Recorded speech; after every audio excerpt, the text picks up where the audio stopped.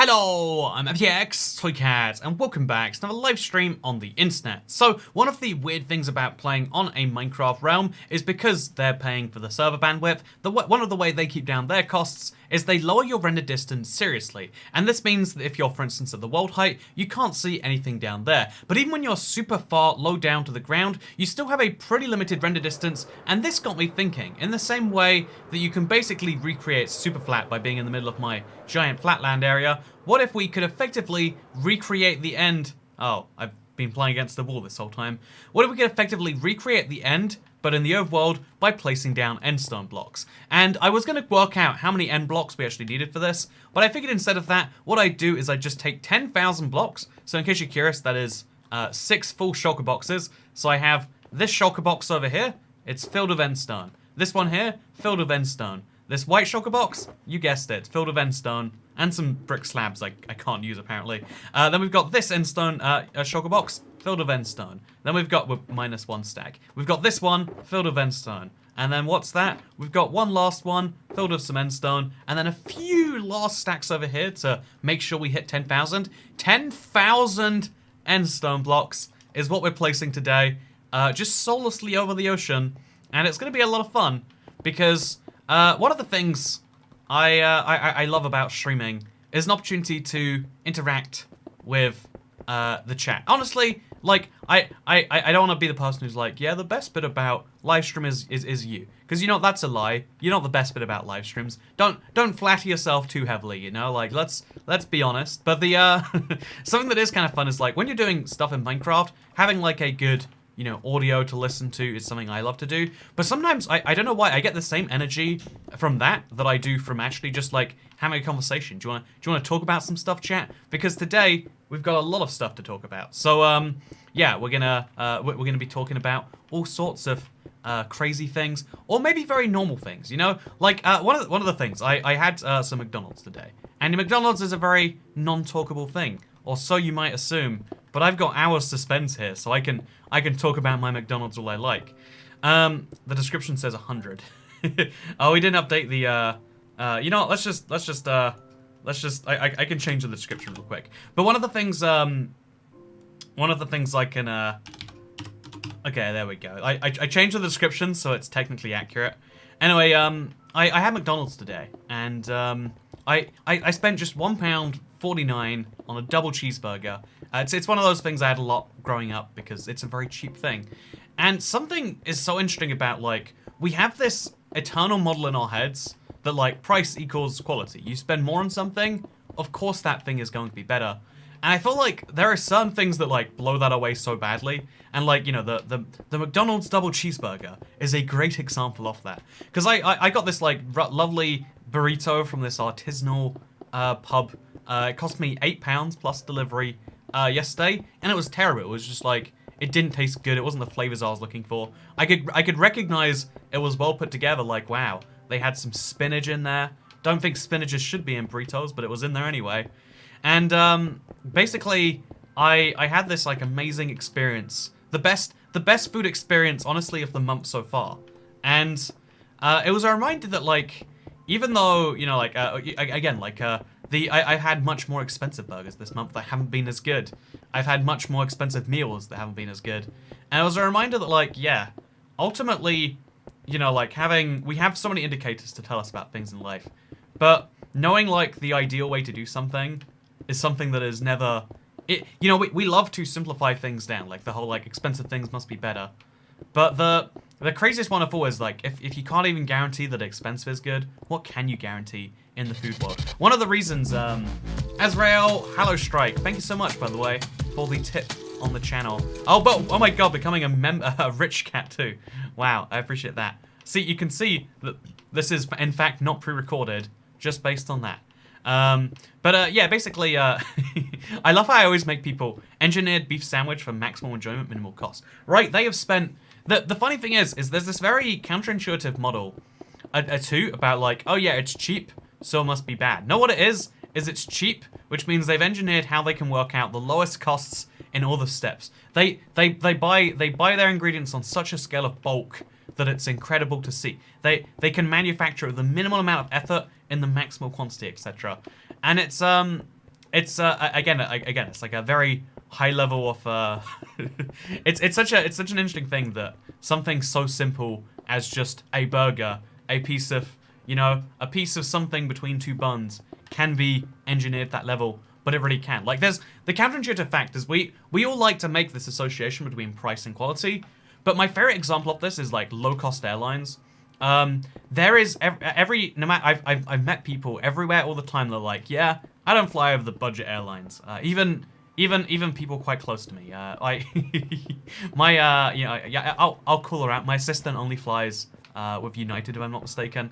Cause yeah, like I don't want to fly over the, you know, that's the one I know. It's the one that's easy. I don't want to fly over, you know, a not so good airline. Because like, when you see that one airline is flying you somewhere and it's $200 and one is flying for like $50, you're like, there's some catch there, right? We have, and the thing is, most of the time, if you believe that, did I use up a full inventory already? Wow.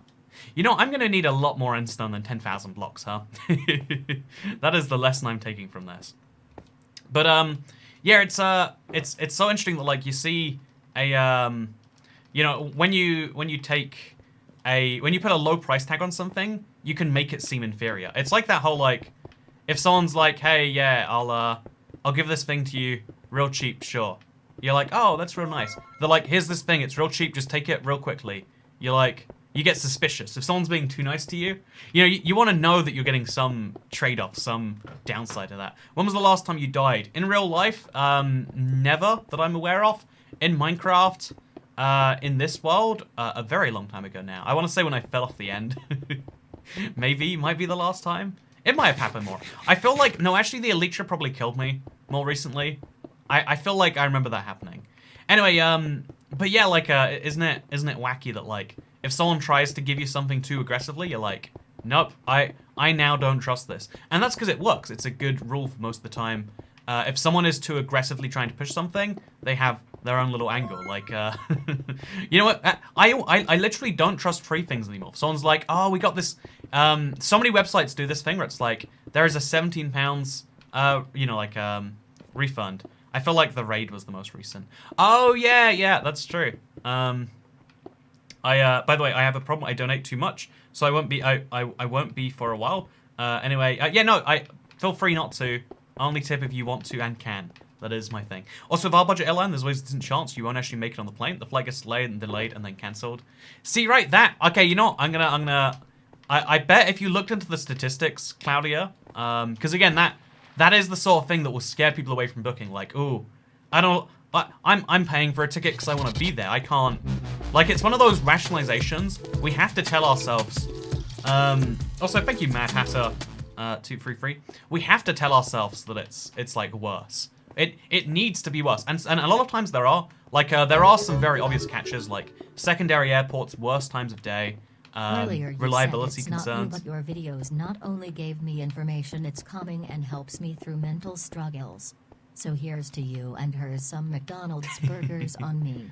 Thanks for being you, Toy Cat. No, thank you so much more for being you, Ezreal. Hello, Strike. I'm glad that some of my informational videos have not only calmed you. It's shocking to me that people get any reaction from my videos. I feel that it's to me, it's a very thing. Like I feel so much more the overwhelming evidence the opposite. That when I see something like that, it's nice. It's something I appreciate that you would that you like them that much. Apparently, I hope you're doing well, Azrael. But like we need to rationalize. You know, we need to rationalize like, oh yeah, it's gotta be you know, like better in some way if you spend more. It's gonna be worse in some way if you spend less. And again, like the whole like budget airline thing. So the biggest downsides I can tell you are like, it's going to be harder to get a refund because their customer service is going to suck.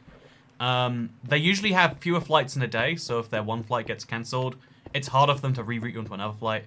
Or like 2 flights a day. Like they have fewer flights per day to every destination because they only operate the most profitable flights. And then the other one is they'll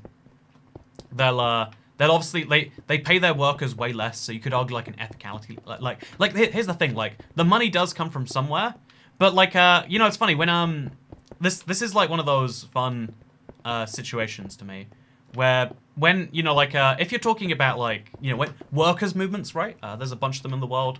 I can't say I'm hugely supportive or unsupportive of them. They exist. I don't have like hugely well-formed opinions on them because I've never been directly part of one. I'm only talking about secondhand experience. But like the way they always talk about it is like, you know, the owners are making millions. They have 5 mansions, and yet they can't afford to give us $2 more an hour. You know, the talk is never like, let's increase the price of the product, right?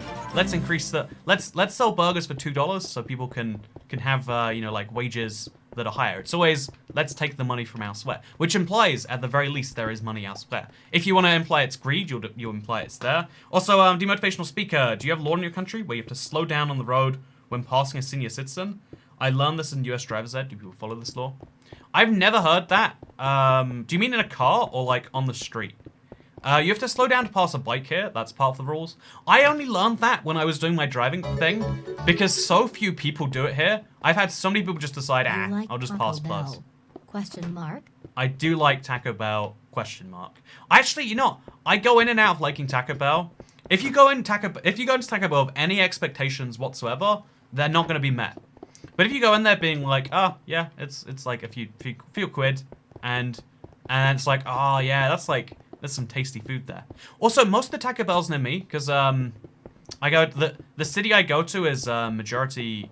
I don't know if this is offensive sounding, but it's majority Asian, and there's a majority of those Asian, or a healthy minority of those Asians who don't eat pork or really any meat. But like Hindus don't eat any meat, I want to say, and Muslims and Jews don't eat pork. So like as a result of it being a very Asian city, they just don't sell pork. They just have chicken, I want to say. Maybe beef as well. But basically, maybe I'm just missing out on the pork, and pork's the amazing thing. Like, they have such a limited menu compared to the other Taco Bells I've been to. But every time I go in there without expectations, it's just like, yes, this is what it is. He says taco like a Midwestern mom says terrible. Thank you, terrible. Hi, Toy Cat. Hope you're having an awesome day. Thank you, FunCat1. I'm trying my best to. I had a really good night last night. You know, I, usually after the melon juice streams, I'm like, oh, why did I do that? What was that? I was just very happy after my last stream. I was sitting there, I was like, I was excited about my new triangular hallway in my new house. I'll have to show you my new triangular hallway sometime. Do any Taco Bells sell pork? I know they do, only because my, 100% agree with you, just walk in and get out. I only know they do because of the fact that, I only know that they do because I went to London for the first London Taco Bell. Actually, I've been to a lot of the first Taco Bell. I don't know why I've got an obsession with following Taco Bell around the UK. It's very average. I need to stop doing that. But I ordered a taco with 9 extra pork in it. And actually, I've told this is the worst Taco Bell experience ever. Like, this is to me why Taco Bell is garbage in the UK. I never thought customer service was a thing I cared about at fast food. Like, just give me my food. I don't care if you scowl at me and you go, ugh. Like, there's no such thing as bad customer service, I thought. But Taco Bell managed to whack it out of the park. Okay, I'm American now. It's Taco Bell. Thank you for letting me know. My American friends, I didn't realize we were on that side of the ocean. I was an hour and a half late, only to find I wasn't late. You're the best. You know what? I realized I set the stream an hour earlier, and then on my snapshot video had to upload, and it was uploading slower and slower. That's why today, in case you're curious. Here's your burger, grr. Yeah, right. Like you know, some people get real you know, there are some services in life that a smile makes it nicer. Like if I'm interacting with someone for a long time, I don't know, on a flight, if there's the same flight attendant the whole time, I prefer she doesn't think of me. I prefer that I don't think she thinks of me as a piece of garbage. I guess a haircutting person, because they force you to have conversation with them.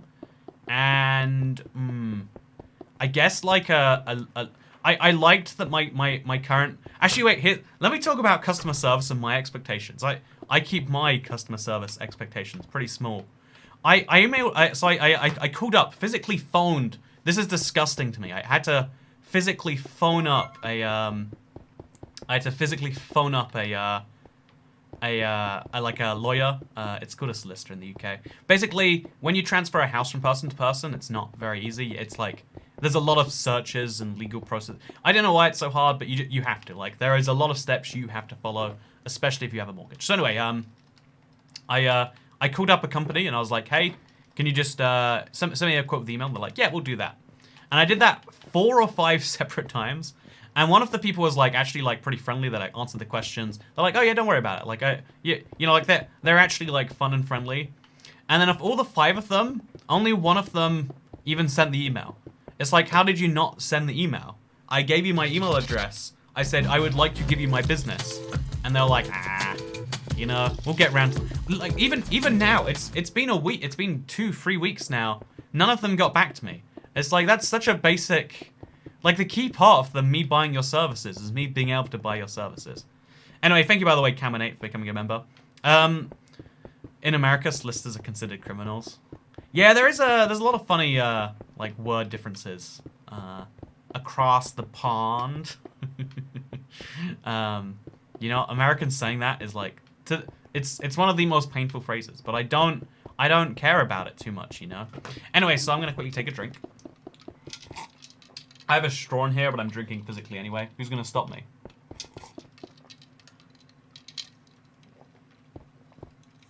Anyway, I have very low expectations for customer service, and sometimes like it's like, okay, well that's just like, I feel like people say customer service. I want you to be a robot who can do the things for me. I don't need you. I don't like the whole like, ooh, service with a smile. No, that's dehumanizing to employees. No one's excited to serve me a venti macchiato. I don't know if that's a real drink. No one's excited to, you know, like, pick up the phone to the 5th person asking about a house today. Sure, I don't need you to smile. That's fun. That's great. It's nice if you're not actively hostile. That's the only thing I ask. But the kicker is like, it's like, oh, you were meant to do this and you didn't. It's like the one thing I came here to do. Like, you know, have you ever like, you know, for instance, I was in the Taco Bell. The Taco Bell! There we go. I have to say it, or Americans will be upset with me. So I was in the Taco Bell, and I ordered a taco of 9 times extra pork. It was, I want to say it was like 50p for every pork. It was like, it was not a value conscious thing. But it was like, they just gave me a regular one. They didn't bother with, it wasn't even, like, they didn't give me extra pork, let alone double extra, triple extra, 4 times. It was meant to be 9 extra porks. I was expecting a pile of pork pouring out of my taco, and the fact that they didn't even, like, bother to double, like, I was expecting them to just get double, and, like, to kind of be like, oh yeah, so we actually make them smaller as we go. But no, I did not get my 9 porks. And not only that, you know, I should have probably said, like, hey, you didn't do the thing I asked you. But I'm not, I don't want to make their day worse because they messed up, sure. But the thing that rubs it in is, so they kept giving out drinks. Oh no, sorry, they kept missing drinks. Like, you'd order something, a meal, it would come with a drink, and then you'd have to go back and be like, sorry, I had a drink, could you give me that? And he'd be like, oh yeah, here you go. And every single person with me, every single person in the restaurant I saw went up to him and was like, you forgot my drink, here you go. Which means not only one, are they not doing so, if every single person has the same issue, you could like be proactive and be like, oh, if this is a common problem, we could solve it. Maybe we could just give them the drink if the drink is on their thing. But the other issue, to me, the bigger issue, is the fact that like, oh yeah, you are not doing a key part of what you want. There was just so many things missing, basically. It's like, that's the one thing in fast food. I give you money, you give me food, I go. No more interaction needed. When you create more interaction, you've messed up. When I create more interaction, I've messed up as a customer. If I'm like, I didn't say it at the time, but actually, I'd like extra lettuce. Could you take this back and... You know what you're really saying is, I would like you to throw away this burger and make me a new one because I messed up. I get that. That's you being a bad customer. It's very... Most problems that are bad customer service are because you are a bad customer. I hate to break it to you, world. There's a lot of bad customers in the world. Yeah, most problems are you being a bad customer. It's very rare, but very, very, like, aggravating when it's, like, being an extra bad employee. See, imagine, though, if I took that experience and I was like, well, you see, the thing about Taco Bell is it's cheaper than going to a Mexican restaurant. But the catch is that they don't give you the food that you order. Like, no, I know that I didn't get it once because it was a new Taco Bell. Maybe they thought you wanted 9 fork. High quality German joke. Customer is always wrong. Yeah, I think if I was gonna run an establishment, it would definitely be one of those like, we will insult you, please get out of here style places. Like do you want to come here and you wanna have all your worries taken away? In exchange though, we're gonna insult you. Like, that'd be fun actually. Like it's a place where like we screech at you, tell you you're wrong as a customer. I like make it like the reverse Karen experience. Would be a great idea. I feel sorry for anyone who's got that name, by the way. There's a whole meme about how bad it is, and it's like, even so like when we make stereotypes about people, about like their what's it called, undistinguishable immutable characteristics, right? That sucks. Like, oh yeah, because of your, I don't know, chromosomes, color of your skin, whatever it is, because of those things, or genital, whatever thing we're picking at. But like because of those things, you be worse, lol. At least there's like some minor correlation potentially that could be true. There's like, at least you can believe that. But when it's something like, oh yeah, your parents named you this, and therefore you're probably worse. Or like the crazy one is like, I know, like it's like hair color or something, right? Like it just kind of semi-randomly happens. Actually, hair color isn't. What is something that is truly random about people? I just dropped my slushie, so here, have $2. Because everything has anything that comes from somewhere, therefore has a correlation, Like if both of your parents were brown-haired, let's say hypothetically we live in a world where we only value blonde people. Non-blonde, we live in Germany in the 1930s or something. People make fun of gingers still. Yeah, that was when my brain went immediately, Claudia. Something that is completely random is their personality. Is your personality really completely random though? I don't know that we could go that far. I don't know that would be entirely accurate. In fast food, we all act like we deliver service with a smile. When you're not looking, we're talking crap about you and making fun of your voice. I expect nothing less. I expect nothing less. That's that's a thing we need to get better at, maybe, is being like, hey, this, we, this is if you're gonna have lower paid jobs and be like, yeah, they have to be that way, in exchange, lower expectations.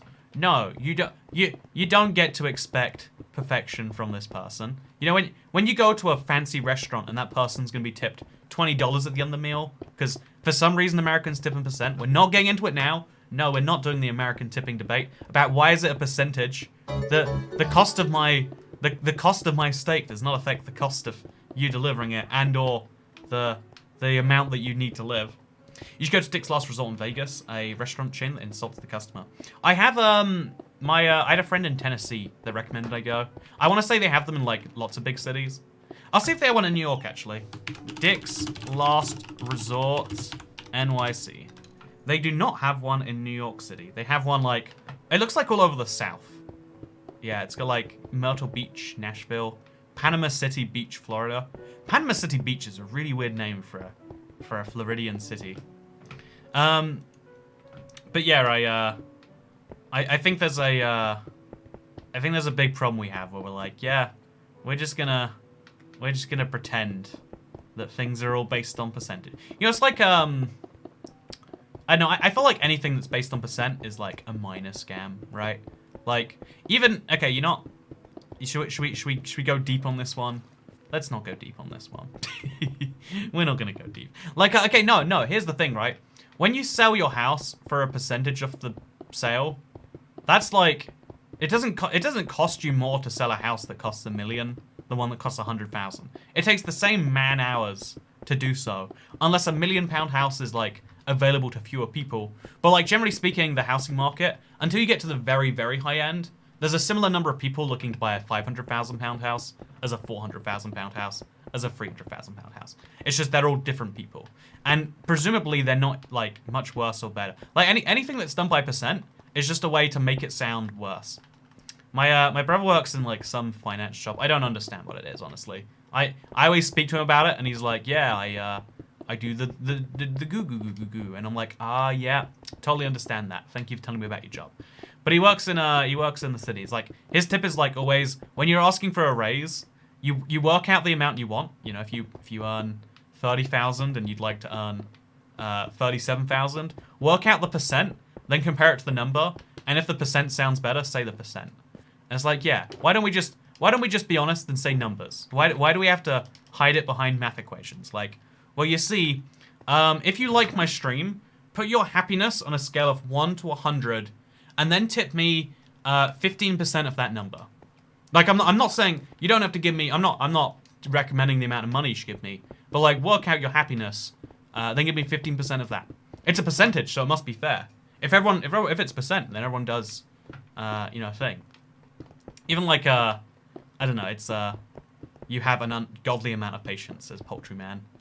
Yeah, I didn't realize, it's crazy like when you're placing it down, you're realizing like, oh, I've gone through thousands of blocks of endstone, and I'm still like very far away from being where I want to be. 89% happiness, 99, 96, 94. I got a 120 flavor lip balm today. What does that mean? Oh, 420 flavor. That makes more sense than 120. You know, I feel like weed is not a good flavor. That's my high quality hot take. And maybe drugs shouldn't be people. You know, one of the worrying things is like, even if you're like super pro, stuff like that, like I'm pro, do whatever you want to yourself. One of the slight problems that people have is like, you know, again, like I will argue in favor of you being able to do whatever you want to your own body. But I think one of the problems is like people who make it their entire personality. I feel like that's one of the big problems with most things. If you make anything your personality, you probably have an unhealthy relationship with that thing. You know, Minecraft is a wonderful game. I play it an ungodly number of hours each week, but I don't have a T-shirt that says "Eat, Sleep, Minecraft." Even if, you know, again, like, so a lot of YouTubers try to encourage you to have this like personal connection. We are best friends. If you're obsessed with me, that's good, because you can be obsessed with your best friend. Reach into your wallet and make sure you do. Wink, wink.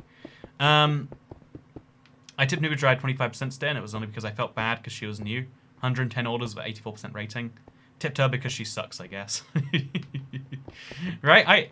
The thing is, the percent system would make sense if we all agreed what the percents meant, and it was a way of like achieving something else. Okay, now I still feel silly sitting here in my Christmas cat shirt.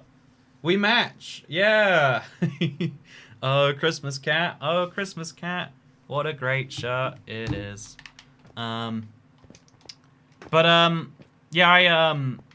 I think that, I think making any, like, I think it's okay to like something, but when that's the only thing about you. And obviously, like, people never see it as the only thing about them. But it's like, yeah, we match, we really are parasocial besties. Right, you gotta admit to yourself, like, just like Commander Clyde does, and I hope as many of you do as possible, this is a parasocial relationship. Your relationship with me is parasocial. Also, wait, what does that say? Funded something and then beat? Oh, $15. Here is a percent of my happiness. Me and my brother just lost our hardcore world after surviving 178. Here is my percent of happiness. Me and my brother just lost out hardcore world after surviving 178 days. We have a rule where if one of us dies, we delete the world. I could not live a rule like that. Like, I don't know if I trust anyone in my life to be willing to delete a world if they die. It's like, if you die, kicking you out, not letting you join again. It's hardcore for you. It's a beautiful world for me. Also, I can't believe I keep making these mistakes here. You know, they're slowing down my 10,000 block placement. But yeah, I did Toycat just promote me to Commander Clyde. You've been promoted, comrade. You are now a commander. It is factual. But yeah, I think I think that's a lot of trust you have. I'm happy that means you have 100% happiness. This world is so boring now. Look how cool it looks, Mr. Fizzy. How can you say this is boring? I'll give you a clue. You can't. It's incorrect. But yeah, I think that one of the things we like to do is we try to rationalize things and their costs and their whatever else. If something be expensive, something be good. And I think that's like I think sometimes like I think honestly like rationalizing the world is like a smart thing to do. It will help you out. It'll get you a lot of places. But there's been so many times where I think the best way to rationalize something is see how someone who like understands the thing rationalize it. Like I've had so many people speak to me and give me in-depth explanations about how YouTube works, and it's like really weird of you to tell me about that one. Like, you know, like just random people is like, oh, yeah, I watch a lot of YouTube, so I kind of know this stuff. Like I follow H3H3, and based on what they say, I think I know how it all goes down. Thank you very much. And I think that's that problem with like maybe the parasocial divide again. Like when people tell you things, they tell it. If you know, again, I'm not going to suggest most YouTubers lie. I think most YouTubers, even probably myself included, will present you facts through the frame of reference that makes sense there. Like, you know, even though I am incredibly insecure about like this whole YouTube thing as a whole. I don't think there are many other fields where you can have your income go up 200% or down 60% in the course of just a single month. But I think that like one of the weirdest things to know is that frame of reference is you know, like the narrative you tell a story by really alters how people take the facts inside of it. And that's, you know, that's the reason people listen to their version of the news. It's not because they want different facts. It's because they want to hear the correct facts, or what they think are the correct enough facts, through the right reference point, right? Like, if I want to tell you that Minecraft is great, I'll be like, so 200 million people have bought this game. Hundreds of millions log on every single month, and there's so much enjoyment from this. And then I'll tell you a bunch of facts about Minecraft. It's this block placing game. It's wonderful. It's great. If I want to tell you Minecraft's awful, it's like, oh, so teenagers waste so much of their time they could be spending doing other things playing this game. The graphics doesn't even look very good. All of those, you hear about all those, I don't know, child sex scandals. Like, you make up some crazy scandal, or you use some real scandals, because of course when the game gets this big, they happen. Like, you can really, pretty easily. Do I need beetroot seeds or gunpowder? I do not. So what we do is we kill the wandering trader. And we hope the llamas aren't too upset with me. You know, by the time I get round here next, I'm sure they won't be upset anymore. Anyway, there are people who don't know what Minecraft is. But yeah, like, we love having, got a lot of logical fallacies. We do this with our own information all the time too. Like, we like to believe there is objective knowledge, and there is such thing as objective knowledge, I think. But like, very quickly, the ways we like telling stories aren't about objective facts. Like, hey, I am placing endstone. I think it is funny. No, that's opinion. You know, it's very hard to be purely opinionated. Also, thank you, Amandarie. It's good to see you today. You know, I will work out your percentage, because that's how tips work, right? We tip 15% of the happiness it makes us feel. So 7.25 times 15, that is, off the top of my head, 50.75%. Thank you very much. Endstone is hilarious. I am very amused right now. Are you all amused with me? You should be amused, for Endstone is very hilarious. I mean, I hope everyone's following the work out your happiness as a percentage and tip 15 of that still. Are we not? Are we not doing? See, like, even just that as like a guideline, right? Which is obviously a absurd guideline that is incredibly self-serving. But like, if you say it as objective fact, people are like, oh yeah, that's how it is. Like, Hope you're having a good day today. Thank you, Mischievous. Like, I was thinking about people who really dislike fast food. And it's like, if you wanted to eat, like, don't put that crap in your body. If you want to eat, go out to a restaurant where they put in the time, they artisanally handcraft all the ingredients. And I think to myself, like, people who have time to go to a restaurant like every day, or even like multiple times a week, to me is still kind of nutty. And the only way I can really like, you know, nail all of that together. The only thing that I can like tie it all together with is like having an excess of time. The thing that like, yeah, but like again, when people discuss how it's great, if you're talking about how terrible fast food is, it's like it's awful. It's this again. People never use specific words. They're just like it's bad. Don't put it in your body. Don't put bad things in your body. That's like a message everyone gets on board with. And again, fast food probably is worse for you, especially because like it's not nutritionally balanced. But then like how many foods that you eat are nutritionally balanced? People say that it's really expensive. One of the things that does keep poor people poor is usually buying a lot of fast food. Like that sounds offensive, but like it is more expensive to buy fast food than to eat at home. People will say, but it's like, well, in comparison to what? In comparison to what you can do with that time, yeah. But if you value your time at any amount, which most people do, if you work a bunch of hours in a week because you have to, because you know paying for all the mandatory things, it's very hard. You know, like you can even literally just I like fast food. Burgers are good. I like going to places that will serve me my food quickly and I can leave without having to have a conversation with someone. Even that is like kind of an opinion, right? It's the opinion of like if I present why that's good, the facts I'll use to support it can be entirely flipped on their head. You know, fast food isn't cheaper than eating at home, but it's cheaper than eating at home once. But I paid £1.50 without buying. I don't know what I could buy. Like there are a few meals, I'm sure. Most meals that I could cook myself would be more than that. Even just pasta, a bag of pasta is like £1. It's like actually like 40p if you buy the cheap brand. But like, you know, but by the time you've like added in the cost of a pan, etc., if you have all the ingredients ready, it's very, very cheap per serving. But like then that involves bulk buying, which is like a whole thing. Is fast food cheap or expensive? Depends on the angle you're taking. It literally, like it's dumb because it's objectively very cheap and objectively very expensive. It depends on what you compare it to. I have a very expensive hobby that I don't get to do anymore because hobbies are now dead in the land of pandemics. But I really enjoy traveling. I hop on a plane and I fly to another place and then I fly back eventually because that's how traveling works, I think. Is that an expensive hobby or a cheap hobby? I mean, like, overall, it is a huge expense over the course of a year.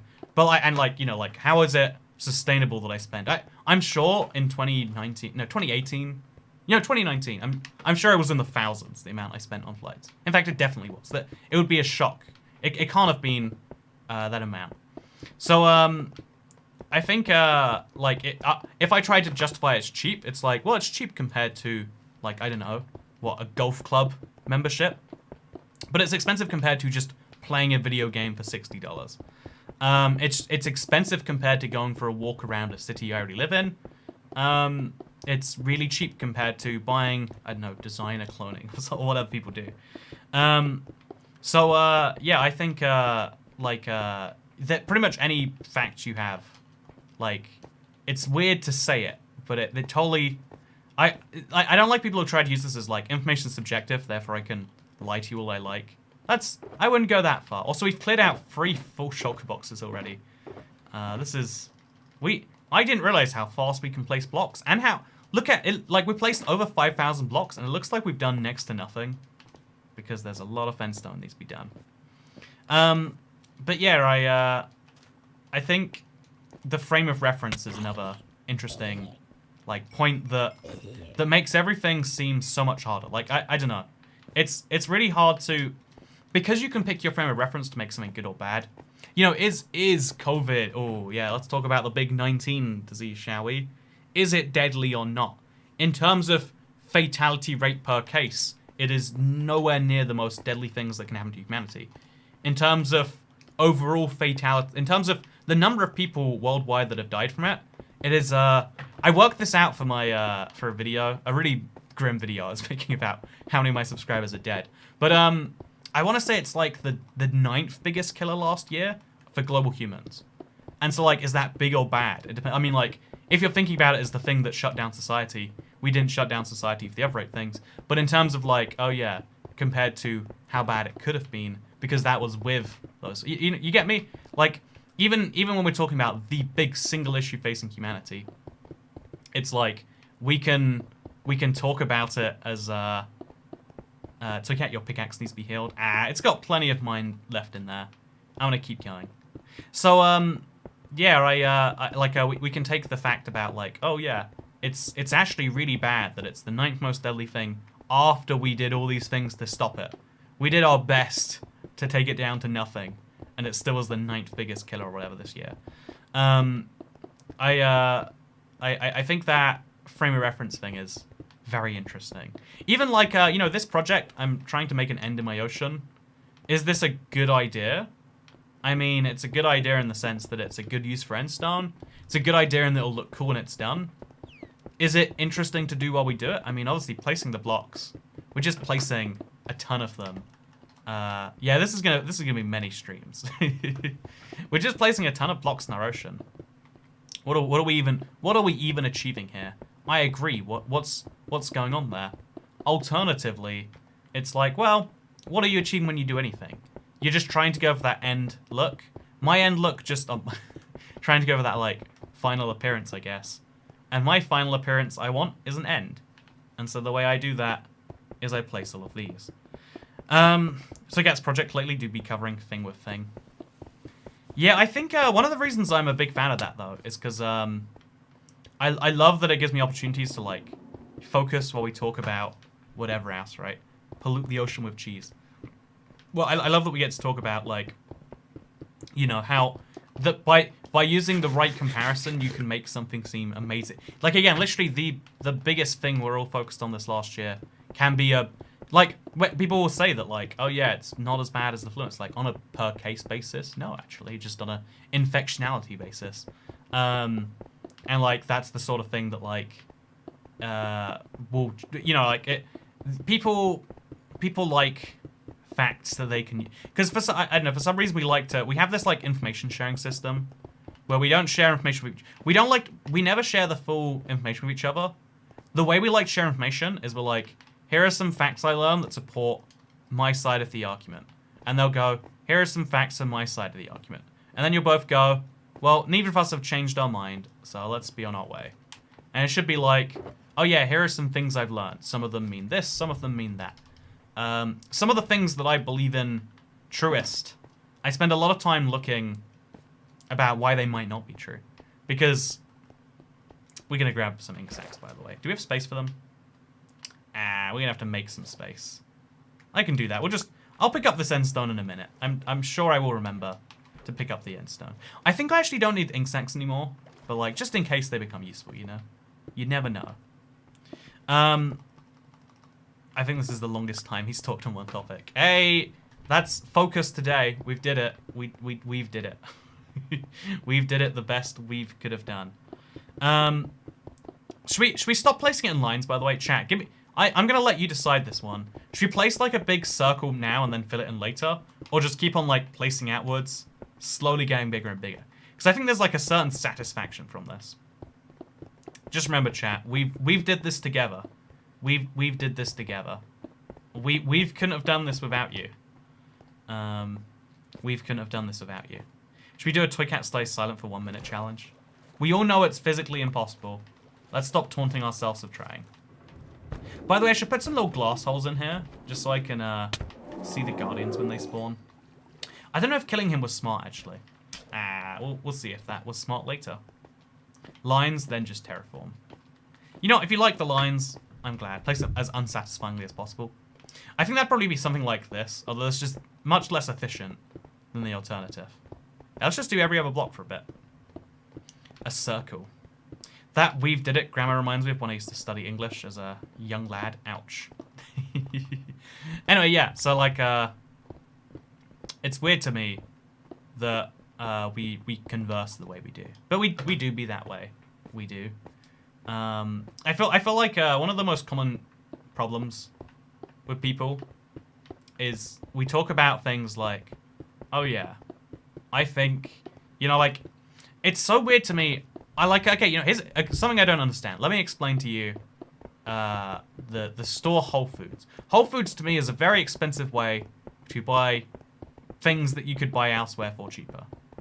They do some things they make themselves, and those things are also very expensive. And to me, I see it as like expensive, but like if you want the best, you go to the expensive place because it's expensive. It's got to be the best, right? And I didn't realize until like I was watching this video of this like real big coffee snob. Like, I'm not even gonna say snob is a bad thing. He was a coffee enthusiast. He was really into coffee. I love listening to people who are just enthusiastic about what they do.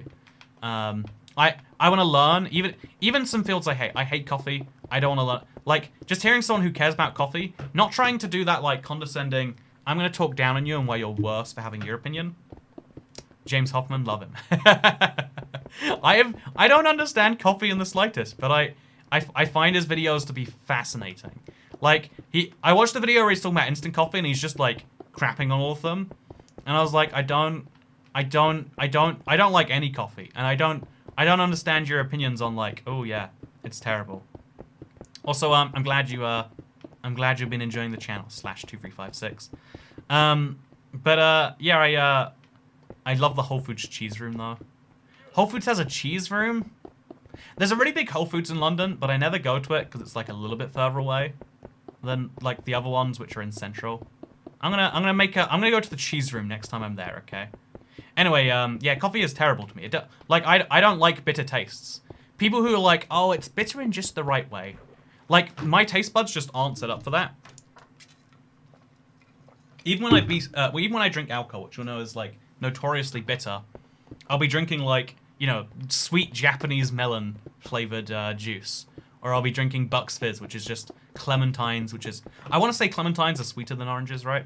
It's sweet oranges and champagne, white wine, I don't know what it is. But, like, I drink very sweet drinks. Everything that I do. With the exception of, like, food, noodles, I don't like sweet. My food, my pizza even, I don't like sweet. I want some savory there. But savory is different to bitter, right? Bitter is just... Like, I don't understand people who do that feeling for, people want that feeling for themselves. But, like, people like that who are, like, really into their craft. Like, they love their thing so much, and they need other people who understand it. Like, oh, I can't believe some people think that an Ethiopian roast is going to be out here being as good as a Colombian. And it's like, I don't understand that. And they, like, the list of, like, the group of people who can understand them is very small. Because ultimately, that's right, that's it. Tomorrow I'm buying Bucks Fizz. Thanks, Toycat says Dodging47. I bought one from Lidl yesterday for £2.50. I have to drink it before I leave. Oh, I'm leaving in like 13 days. It's getting terrifying. I could talk your ear off about knitting for hours, Lamau. So right, what I want, yeah, like that's the sort of thing. I'd love to have like I would love to hear your intense 5 minutes on your favorite subject. Like something that you've had many conversations with other people who don't understand it, and like you've lit their spark up. I want you to light my spark up that way. That is a thing I would enjoy a lot. And ultimately, like, yeah, like, one of the, like, most human desires we have is being understood. When one of my favorite things is when a fast food place adds, those touch menus, right? I, like, in fact, even if a restaurant had one, that's amazing. When I went to a physical restaurant, it's really common in the Bay Area. It's probably common across all of America. I've only ever seen it in California, but I'm sure it's common everywhere else, and I just haven't seen it. So, Applebee's, like all the chain restaurants have a little screen you order from. The person just delivers your food and makes the small talk or whatever people enjoy. And like, I feel understood. You can pay at this, so you don't have to sit there and wait until someone comes to pay. It's just like, I order my food, I then pay, you put the tip in, it works out percent, it splits it for you, whatever. You can also put your children on it and use it as a tablet or something. I don't know, it's terrible. But like, that was great. Another thing I loved, there's a restaurant in, it was in Calgary if I'm not mistaken. It was a sushi place. And they had like little trains that brought out the food. You can really search it by like, Twitter, IBX Toycat, train sushi. But, I feel like, I feel like when that happens and like someone, when I see someone puts effort into automating a part of the food process, a part of any process that should be automated, that saves me one tiny bit of conversation. Like, I'm pretty introverted. I try to save my conversations for while I'm placing end stone in the ocean. When someone puts like the tiniest bit of effort into saving me a conversation, I'm like, yes, yeah, my day is better than it was before. Like, I'm at the point now, like, if I go to a McDonald's and they don't have a touchscreen, I have walked out of like several being like, well, that's not what I was here for. I don't come for the food. I come for I can hop in, find on a touchscreen something interesting I haven't tried before, and then boom, there we go. That's what I'm there for. If that's not there for me, I'm not there for it, you know. And so like that, it's like a feeling of being like understood, right? And maybe maybe that seems ridiculous, and you know, I'll agree, it does sound very ridiculous. How could it not? But the thing that I think is so compelling to me about it. OMG, you pay like a little over $1 for those games on those stupid tablets, and it's stupid what parent would actually do that. I mean, I think it's that whole thing of like, you know, the reason that like percent things just make sense. People are like, oh, I mean, so I'm going to sell my current house that I live in. This house these walls will sell for something like 200,000 Great British pounds. And so, that's a lot of money. I don't actually get to keep that money because I have to use it on a new house. But like, let's ignore that. I'm gonna be wealthy I'm gonna be a fifth of a millionaire by the time someone chooses to buy these boxes, right? And so the estate agent goes, I'll just take 1% of that, like, you know, just 1%. You're like, 1% of, I'm still gonna have 99% of 200,000. Whoa. So, you know, obviously, like, it's easy to, like... And so, like, if you're spending $50 on food, what's $1 to make your child shut up so you can enjoy yourself, you know? I would pay $1 to make someone else's child shut up so I could enjoy myself. That's why I shouldn't have children. But, yeah, I think that... do you remember Toy Cat's Dimension streams last year? The TTS voice was Australian. You did a really good tip for it. I do remember that one. From Silica. That was a high quality. It was some making fun of Australians that for some reason all British people do. Anyway, if only parents could make their children be quieter. Yeah, I think that's the ultimate like pain in society, right? Of like, oh yeah, they want this as much as you want it, but we're all gonna blame it on you anyway, because you know what? It's the buck has to stop somewhere. We can't blame a child for their actions, so we have to blame the next best thing we can. So no, yeah, like, you lose 1%. From something you sell for, like, and then you're like, wow, it's basically the same thing. Whereas, you know, if you say it in outright terms, it's like, so to sell a house that's going to cost 2,000, you're like, oh my god, you get me? Another example is like, I don't know, I feel like this is how almost every place does it. It's like, it will cost you, I don't know, £4,000 for a new bathroom. Also, 500 for labor. You know, we gotta pay us somewhere. Like adding small costs to a big cost. It's called the, I think it's called the, like, I don't know. There's a fun term for it. It's like foot in the door technique or something. Like, once someone has agreed to something, you can add very small additional charges, and they likely won't change their mind. So, for instance, if you only tell people about the shipping after they've already confirmed their basket, when they want to order, etc., they'll just be annoyed and be like, yeah, sure. Whereas if you, this is literally a meme on the internet.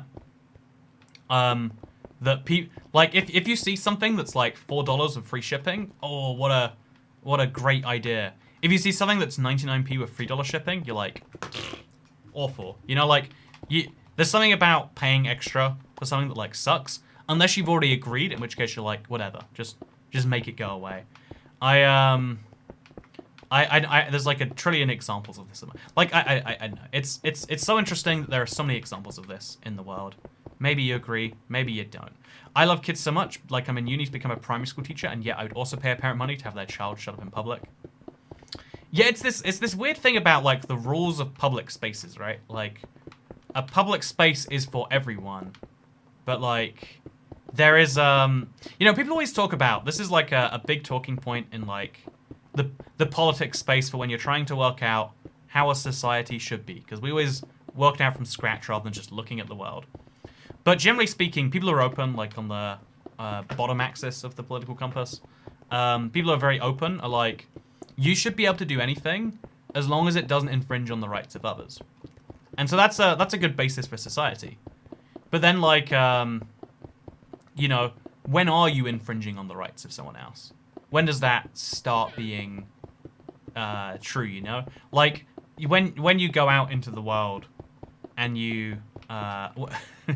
when you go out into the world and you start, you know, like, playing your drums, you like playing those drums. Does your right to play those drums exceed someone else's rights not to play those drums? After all, if they don't enjoy those drums, they can just leave. But also, like, if you hold someone up at gunpoint and say, hey, if you ever come back here, I'm gonna stab you. They also have the right just not to come back, but it's also like, that doesn't feel good either, right? You're making them feel uneasy. You're making them leave just for your enjoyment.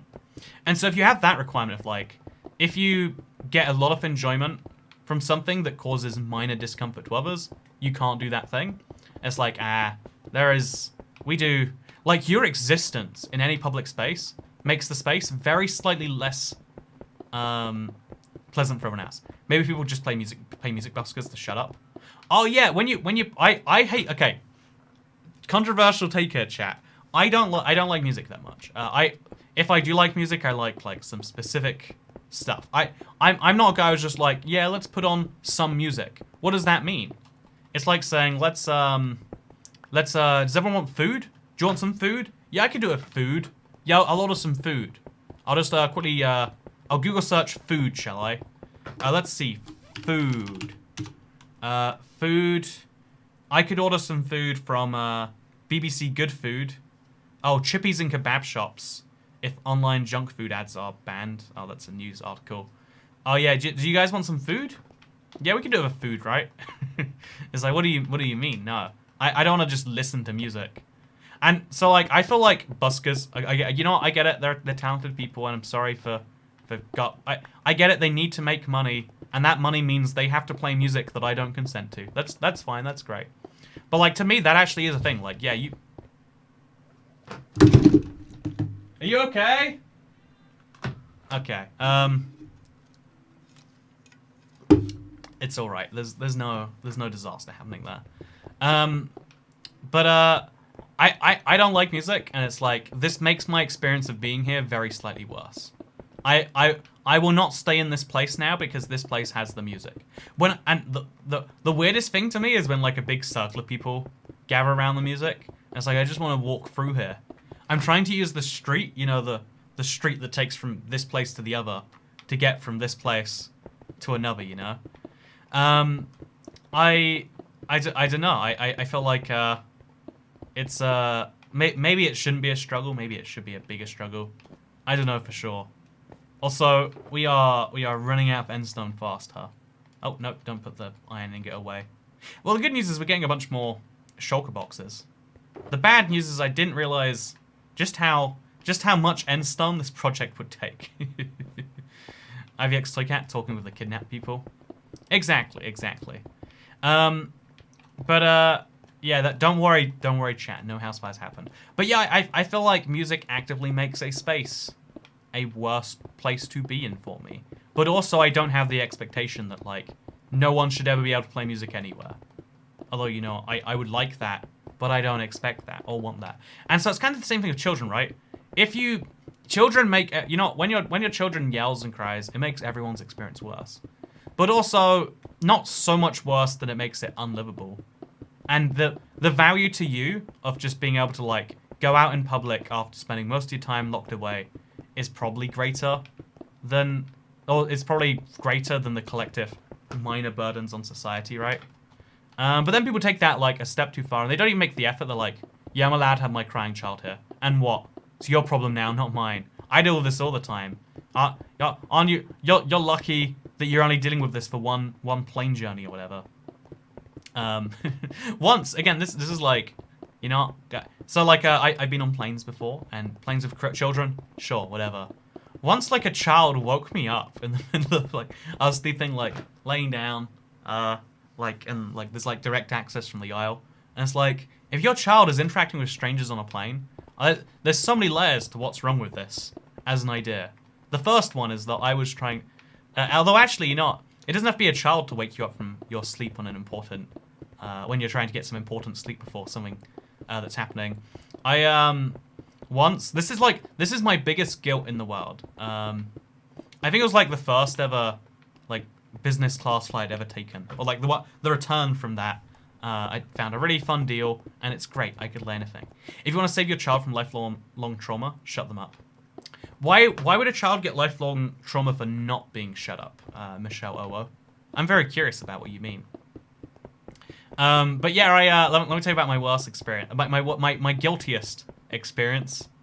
I woke up in the middle of the night, like everyone's asleep because it's a night flight to London, and like it's the upper deck of a plane, and there's like everyone just in beds. They're like led like this. I'm describing this terribly, but people woke up. I woke up, rather. Everyone is asleep. I go to the bathroom. It's great. Now I'm going to get back into my thing. And I'm like kind of like sluggishly walking down. And I find what I think is my seat. And I go to sit down. And I sit down on top of someone. And like, I just hit like, they kind of shake a bit. And I'm like, I'm going to get up and go. And I was like, oh, I'm 26A, not 24A. Yep, oopsie. Because they're under a blanket, and it was impossible for me to see them. Basically, I sat on someone, woke them up that way, and I know that's the sort of, like, that person has the story of, like, so someone just sat on me in the middle of the night, and I'm not entirely sure about why. And yeah, the worst bit is, like, hopefully they got back to sleep, and they just have a bad story. But maybe it's wrecked. See, that's an example, like, yeah. When you don't have the other context, it's just like, that is a terrible person. I was a terrible person who did a terrible thing. A free lap dance. See, that's how I like to see it, Jacqueline Smith. That's how I like to see it. My husband did something like that in a hospital once. Still a better way to wake up than a screaming child. That's how I met your mother, says Silica. I'm just saying, I'm gonna have to quickly apologize to that. I didn't like. How do you even apologize? Like the thing they want most in that moment is to go back to sleep. So the thing I had to do most is just leave them behind. I have a new favorite Toy Cat story. I thought that story was like one of those like weird, like oosh. Let me tell you about the time I was sleeping and sat on someone. How embarrassing. I know. I'm glad you like the story. Whenever I tell a story like that, where I'm sure that people are going to look at it and be like, "There's nothing to that story, Toy Cat." I'm glad you like it. I will scream profanities into a child's face with no remorse. Zero tolerance. Maybe that person was tired the next day and wasn't watching their stove and died in a house fire. It all makes sense now, Comrade Clyde. Sorry, Commander Clyde. You've been promoted now. Quite a few. Actually, not. You should go up to Private Clyde first. Let's bring it down a little bit. I probably feel guilty for a long time. I wonder if feeling guilty is another like human instinct, and I never know if it's like good by and large or bad. Again, there is like a broad section of society that says you should never feel guilt for anything. All these things, when you feel guilty for something, that's society's problem, not yours. And I find it to be, I mean, like, obviously it's a bit extreme to say, like, yeah, never feel guilty for anything. That feels kind of wrong, right? That feels, like, obviously there are some mistakes you make. But, like, does feeling bad about something actually help anyone? That's my question for you, chat. I don't, I don't know for sure, what this whole thing is. Also, it's good to see you, Emma Swift. But yeah, I think there's a really interesting, little thing here of like, lost my train of thought. Yeah, I think, the interesting thing is guilt has no value to the other person. I don't feel good knowing, that those parents probably felt bad. Actually, no, I feel a little bit better knowing those parents felt bad that their child woke me up in the middle of the night. I don't feel good knowing that, like, I know I've got neighbors that I guess they're really into their 420, to use words from earlier, and like the smell they smoke. Like, again, I live in a Victorian terrace, so the gardens are very close together. And so like their smell, because it permeates through my house, and I'll just smell it in my living room. I don't hate that. I don't think they do feel guilty, but if they did feel guilty, it's like that doesn't make that better. The fact I think I've mentioned this before. I don't know why it is. I'm mostly pretty chill about neighbors, like whatever. But they'll play music really loudly, sure, fine. But they'll play the same song on repeat. They'll play Eminem. I forget the one. It's like that famous one. Do do do do do do do do do. No, I think it was actually like Lose Yourself. Feel guilty for shoplifting. Feeling guilty for shoplifting for fun, good. Feeling guilty for ever asking your mum for anything, bad. I don't know. I feel like that was me like basic.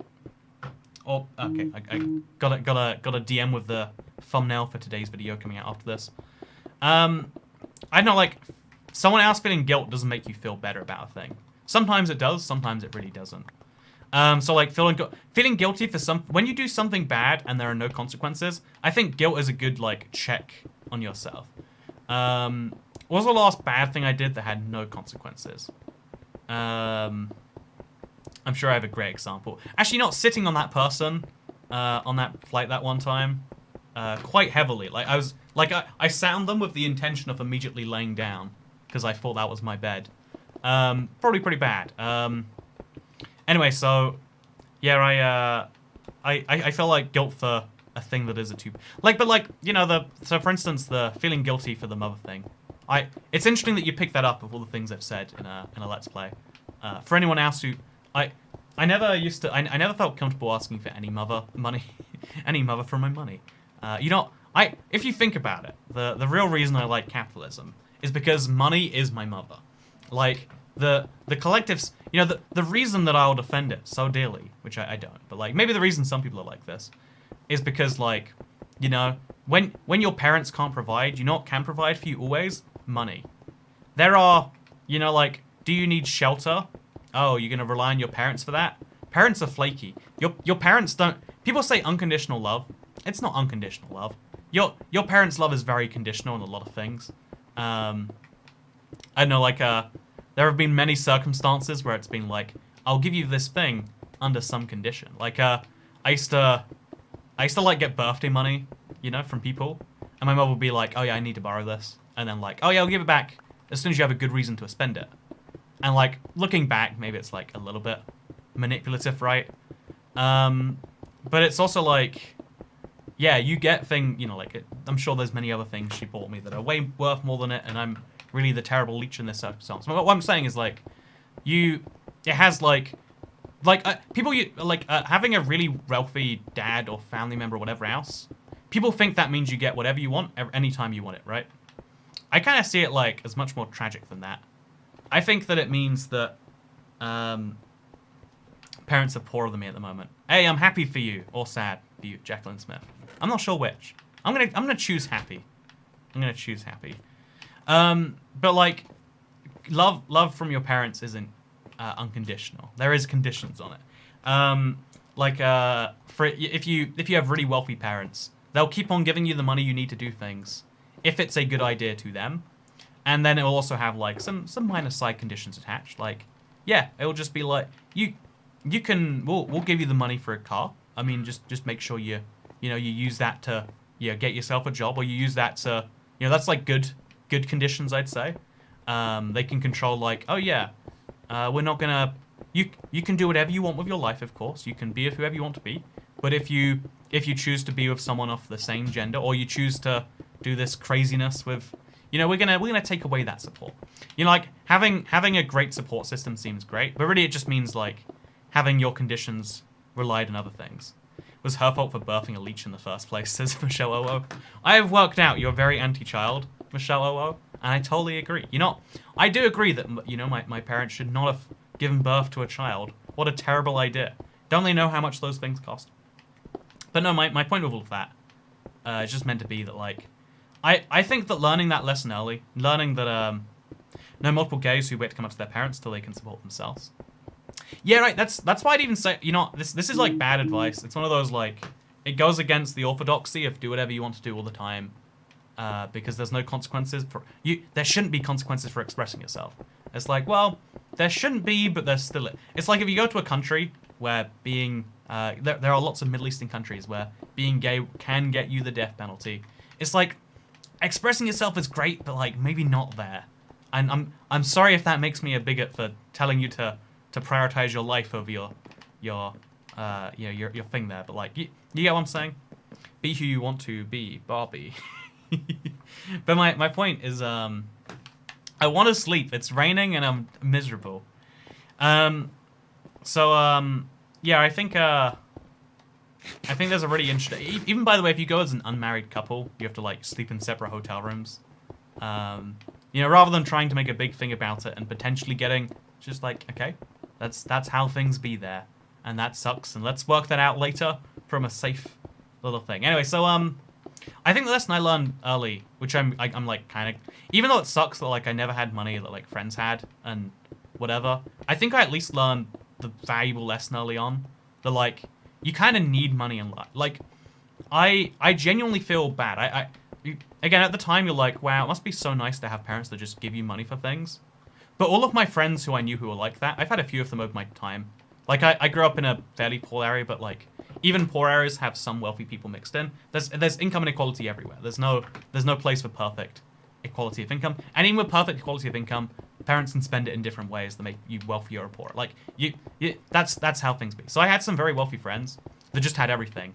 I remember a friend was just like, oh yeah, so my dad is going away for the weekend, so he gave me and my brother £500 each, and I'm spending mine on a second Xbox, and he's spending his on, I don't know, whatever. He was spending on something weird. I don't remember what it was. But it was like, wait, what? that was like shocking to me. But like I feel like learning the lesson of like if you have your own source of money, even though you never get true freedom because of the sense that your money's going to come from someone else somewhere. All money, because of the nature of an economy, money moves around from people to people, right? Money doesn't just appear from nowhere unless you're a central bank or you've got a very effective money printing forgery operation going on. Money doesn't appear from nowhere. Like money comes from people, and people give you money under some condition. £500 for a kid. He was like 15 at this time. But yeah, that was that was real.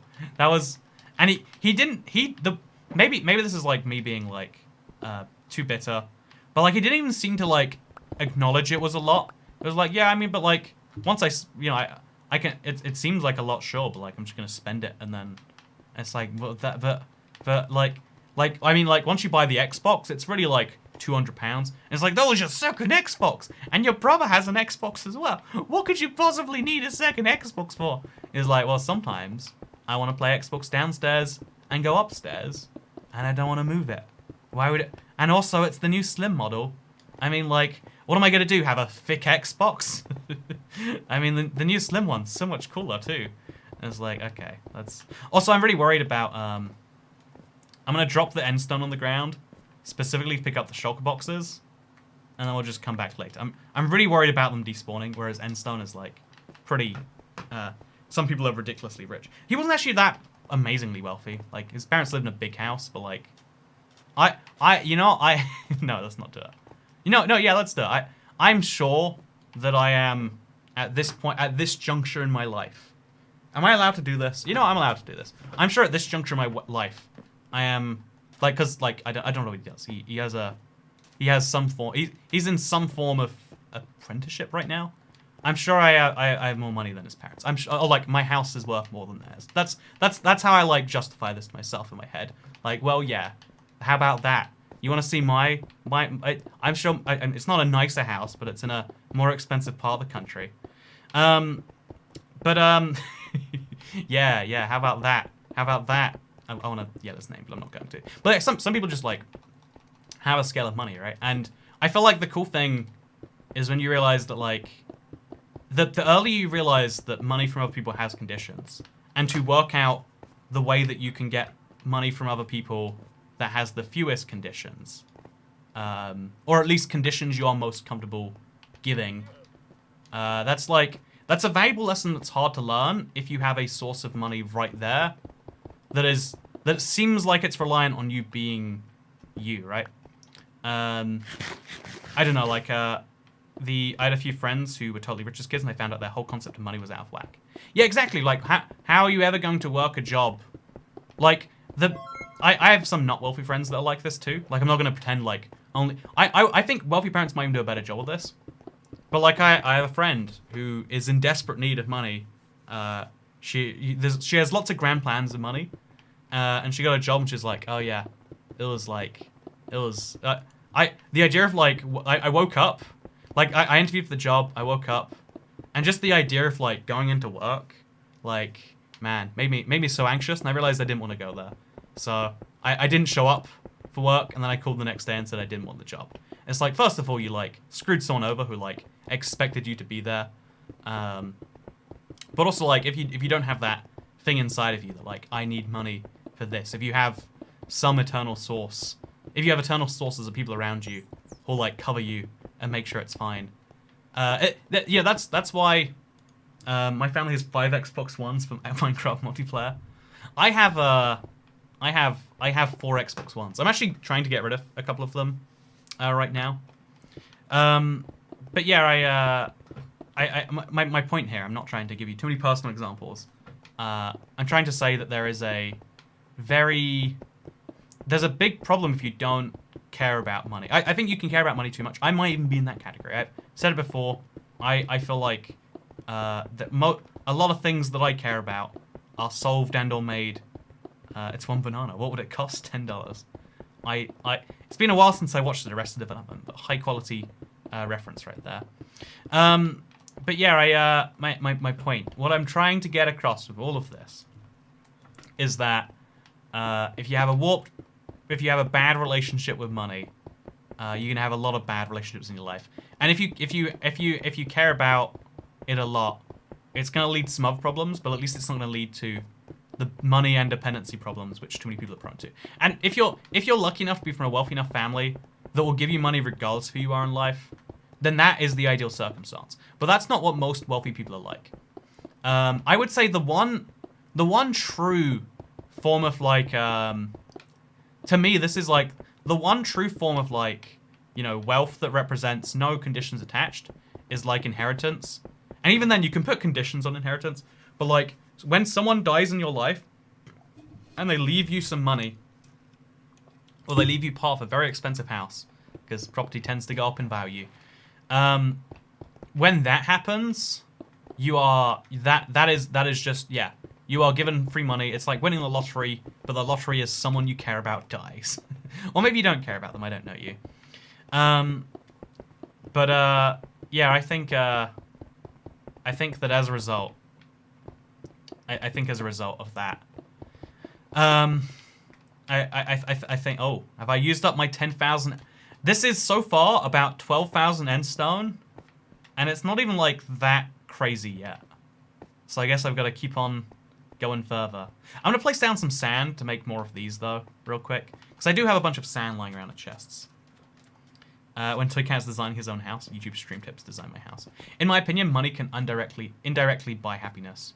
I think the bare minimum, to me, I would say money can buy lots of different forms of indirect happiness. I agree with that. But to people who would say that's not true, I try to latch onto money less. I do need to buy things. Saying no to yourself too much can make yourself miserable. Yeah, that, like, one of the challenges is, like, one of the things we don't teach people enough in life. Because there are so many more skills that, like, are more important to learn. But if you're very good with other people already, learning to deal with yourself is a big struggle that you should definitely work on. Like, trying not to make yourself miserable seems like a really simple thing, but it's kind of not sometimes. Knowing the right amount of miserable you can make yourself before it causes other problems is really the ideal you're going for. Like, if you need to save money for something desperately, you want to, like, again, if you're trying to, I don't know, buy a house, a car, whatever large thing requires saving and spending very little elsewhere, assuming you can't just magic some money up and you're not already saving enough, then you need to save a bunch more money, right? But saving money, like, I know, denying yourself a £1.50 cheeseburger man, that might be a form of happiness you can give up. But maybe you can't give up, for example. Oh no, he's prepping for the wrap-up. See, I feel like usually you got a good feel in that. I think today we're fairly good. I feel like we're only like an hour and 20 in. I want to place more endstone blocks. Should we just like up it? Should we just go grab some more endstone? I don't see anything that's stopping us.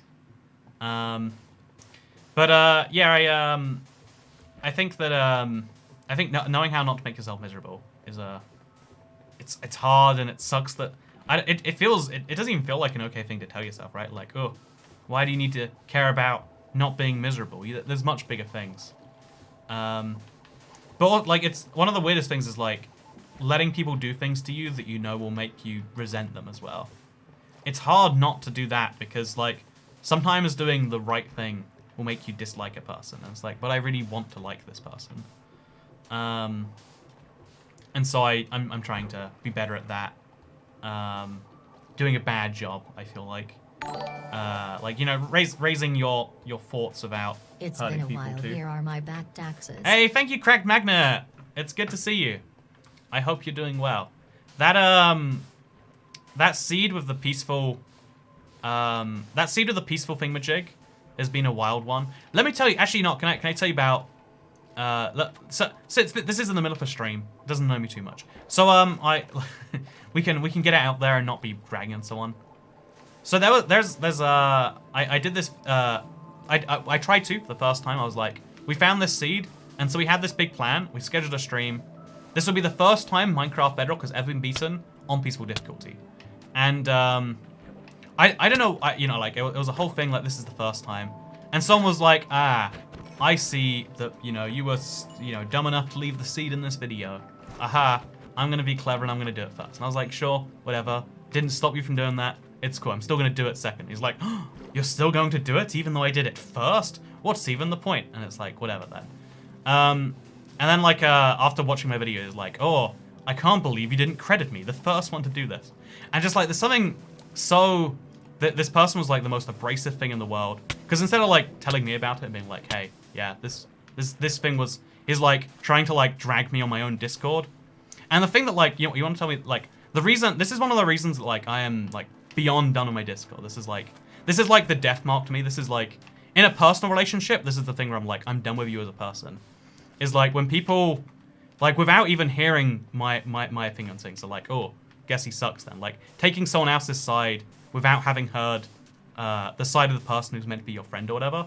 And like I feel like Discord did that recently to me, and I was like, nope, you're done. You are over. I feel like I did like which is weird. Like, again, this describes like my parasocial relationship. The fact that I have a Discord that like is treated as this like giant collective thing. Loey's this dude who's trying it first in every YouTube video. That's what that was, right? Like he tried very hard to try and take as much away from what I was doing as he could, and then after that didn't work, tried to take as much away from my video talking about it. After we spent a bunch of time, Harrison spent an ungodly amount of time editing that thing together, and the guy's like, lol, think you'll find this one sentence was wrong, and therefore Toycat's awful for it. But yeah, I know. Can you leave your own Discord? I have a thing every now and then where I'm like, I need to delete this, because if something bad happens there, people are like, oh, this is on you, don't you know? It's like, no, this isn't on me. I have no control of this place. Well, it has your name on it. It's like, need to change that. Like the internet's a really weird, almost hypocritical place in some ways. Like, I think that we treat Discord as a social media is the most insane backwards thing in the world. Like Discord is where a bunch of people talk. Like honestly, I've been thinking about this a lot, right? I don't enjoy. You can delete it at any point. I've been leaving it up specifically for people who enjoy it to be there. Just like there's no expectation of me being like, again, like you've broken my heart. Even some people that I was like, oh yeah, they're like some of the cool people I recognize, and they're like, oh yeah, you, and it's like, oh no. Even like people I'd promoted to be helpful or whatever. It's like, no, you to immediately jump to this stranger's side because he has a great accusation. Like, no, not okay. You're dead to me. I think I agree with you, Duncan. It's like it's a big server problem. Like there's some really great people, and then like they're drowned out by the really bad people. When you get any large group of people, I think this is a I think this is like a systemic problem with large groups of people. Is like people are just saying everything and anything. Like your individual contribution gets very small, and then some people will use that as an opportunity to be like, I need to make my thing count. I'm gonna be outrageous. And then the people who are saying nice things are like, why are we saying nice things again? Doesn't seem like it's going a lot of good places. Guess we should go to the outrageous thing too. Drowned out, says Zach the Magic Carp. High quality pun, Zach the Magic Carp. I already said your name. I'll say it again. Zach the Magic Carp. What a fun... See, like the Pokemon. I like that. Toycat is yes. Hello, chatters. Good to see you, David Solomano. How are you doing today? We might have to increase the amount of endstone in the title, by the way. But then there's going to be chats like, ooh, can't believe the thumbnail is off. Yeah, it's that... Honestly, one of the things that I think a lot of... Like, so many YouTubers get trapped in this, and I try my best not to be like this. But the problem is, like, again, it's that thing with, like, if you stonewall and you don't care, people are like, can't believe you don't care about everything all the time. And then if you try to, like, look at what you should and shouldn't care about, you know, like, people who know you are good at getting under your skin. And when you're on the internet, you show yourself to a bunch of strangers. Also, has anyone asked how your day's going, Toycat? If not, how is the travel preparation treating you? How is the house buying? The house buying thing is going surprisingly well. Like I said, it was really stressful last time because, like, there was just a lawyer getting back to me every day being like, how's this going? Why isn't it happening yet? Like, basically trying to make my life stressful. But this time, because I'm the one who needs them to do it fast, I feel like everything's going fine because they're, like, I had this huge delay. It took a week dealing with my mortgage because, like, I tell you the issue, but no one cares about it. Basically, my house lawyers had a huge problem and they didn't tell me about it. They're like, oh, we only just discovered this is a huge problem.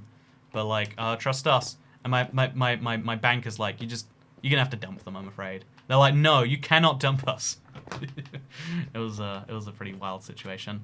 How would the Aether mod affect speedrunning? I don't think it, honestly, I think Minecraft at this point, there are very few things they can do that will wildly affect speedrunning. And that's a good video idea though. One sec. I need to write that out. Because so many people have asked me and it's a really compelling idea. How does 1.17 affect speedrunning? But yeah, I think one of the to answer your question, the house is going well. Preparation for Mexico / the United States is also well. I'm getting excited for it. Like, even though there's gonna be like 2 weeks where I can't make videos, I've got like some map work planned. That I'm excited to do. Gonna read and play. Maybe play some Stardew Valley if I can find the time. That'd be nice. And then I don't know, maybe spend some time in a pool or something. If I can manage that as well. Toycat stamp DT land tax. Hey, thank you, David Solomano. I like that. I know you're American, but you take the time and you find the British references, and that means a lot to me. I value our parasocial relationship as much as I value 100 strangers, 1,000 strangers, nay. We be flying into the Sunport again, says Jacqueline Smith. As much as I love the name of the Sunport, I think I literally was like basically in New Mexico as like a ticked off the list thing. If I find a good reason to be there again, I will totally be flying into the International Sunport. But minus that, probably not. But yeah, I'm kind of excited for like a little downtime. I feel like, okay, you know, I literally can't like leave unless I feel like I've got videos which are not only like as good as what I'd normally do, but like some in there that are like better. And like I think the next few weeks are gonna be great. Heartwarming, says David Solomano.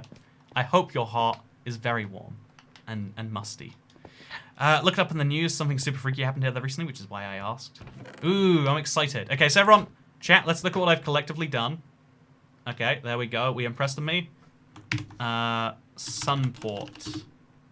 Sunport Airport. Okay, news. What happened? Sean Lennon charged in the deaths of 3 found at Albuquerque Sunport. I can't click on the article because it's banned European visitors. Second one, okay. Oh, there's a bunch of bodies found in a case. Oh, why would they be at the airport? What are they? You know, there we go. That's some cool news. Glad I'm not. I'm glad that I am not in a suitcase right now. If David is worth thousands of strangers, how much is Chantal or Harrison worth? I think we do the maths right here. So if David Solomano is worth 1,000 strangers, I'm gonna put the value of Harrison at about 2.5 Davids, because he also does the professional help and also does the editing. So I guess that'd be about 2,500. Dead people have travel rights too. High quality. Okay, let's put the little gaps back in. Can you put 2 plants next to each other? Oh, you can't. They grow 1 block apart, and so if you try to do this, they won't grow. It's very annoying that. Oh no, they will grow, or they won't. I don't know for sure. I'll just place it there. I'll work the rest of this out later. Don't kill me here.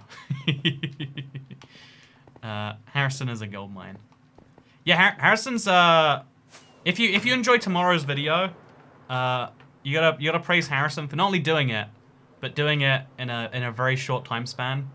I've been sitting on the idea, which in case you're curious, was helped by Chantal. Really, at this point, Toy Cat videos are nothing to do with Toy Cat. They're all outsourced to the very wonderful people I have around me. Honestly, people say one of those things people say that like I kind of don't like, but I acknowledge there's some truth to it or whatever. The